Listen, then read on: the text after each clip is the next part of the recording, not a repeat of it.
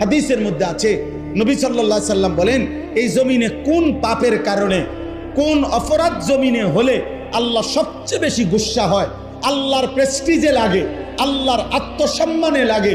খোদার কসম নবী বলছে, কোন বান্দা জমিনে যখন কোন নারী পুরুষ জিনা করে, বেবিচার করে, তো আল্লাহর প্রেস্টিজে, আত্মসম্মানে, আল্লাহর গায়রতের মধ্যে সবচেয়ে বেশি আঘাত লাগে।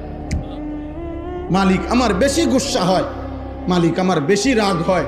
এই জন্য গুসার কারণে নবী বলছেন, আল্লাহই তো বিধান, এই জন্য বলছে, বন্ধু বন্ধু ওই জেনা করলো, ও ব্যভিচার করলো আমার জমিনে, ওরে খাওয়াইলাম আমি, ওরে পড়াইলাম আমি, এত বড় কায়নাত দিয়ে আমি তাকে লালন পালন করছি, ওরে আমি বলছি তার জন্য আমি হালাল বিবাহের ব্যবস্থা রাখছি, ওরে আমি বলছি তার স্ত্রী আমি ব্যবস্থা করেছি, ওর যৌন চাহিদা আমি আল্লাহ দিয়েছি, ওই নারী আমি সৃষ্টি করেছি।